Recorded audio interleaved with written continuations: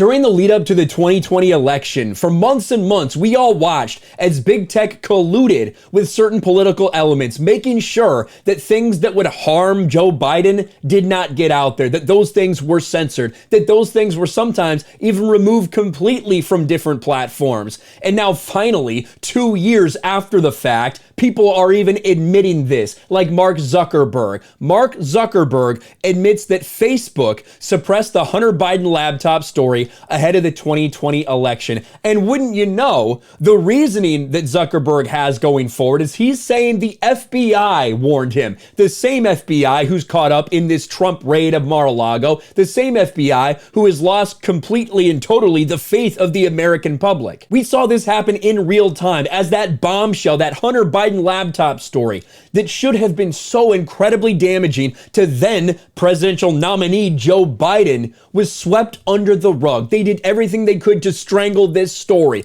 And now on the Joe Rogan podcast, Mark Zuckerberg is finally admitting this. Take a look at this clip. I want you to hear it for yourself. It's about 2 minutes. This thing has 9 million views at this point. Went viral yesterday. I'm kind of late on the story, but I thought it was so important I had to make a video about this. This is from Minds. Breaking, Mark Zuckerberg tells Joe Rogan Facebook algorithmically censored the Hunter Biden laptop story. Listen to this. How do you guys handle things when they're a big news item that's controversial? Like there was a lot of attention on Twitter during the election because of the Hunter Biden laptop story. The New York Post. We had that too. Yeah, so you guys censored that as well? So we took a different path than Twitter. Stop right here before the robot continues to explain. He's almost proud of what they did. He said, you know, Twitter, they just banned anyone from posting the link. You just couldn't talk about it. We just went behind the scenes and made sure that when people did talk about it, nobody could see it. I mean, basically the background here is the FBI, I think, basically came to us, some folks on our team, and was like, hey, just so you know, like you should be on high alert. There was we thought that there was a lot of Russian propaganda in the 2016 election. We have it on notice that basically there's about to be some kind of dump of that's similar to that. So just be vigilant. So again, the same FBI who refused to investigate the Hunter Biden laptop, who refused to follow up on all of these things, the same corrupt FBI are the ones that came to Zuckerberg and said this. So our protocol is different from Twitter's. What Twitter did is they said you can't share this at all. We didn't do that. What we do is we have, if something is reported to us as potentially misinformation, important misinformation, we also have this third-party fact-checking program because we don't want to be deciding what's true and false.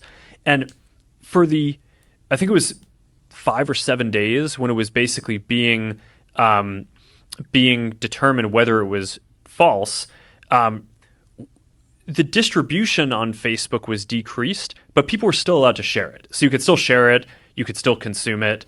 So when you say the distribution is decreased, it got shared. How does that work? It basically, the ranking in newsfeed was a little bit less. The same thing that we've been saying happens forever. Whether you want to call it like shadow banning of certain people, whether you want to call it the algorithm, deboosting things, making it so people can't see what you're putting out there, giving an unfair advantage to progressive or leftist sources.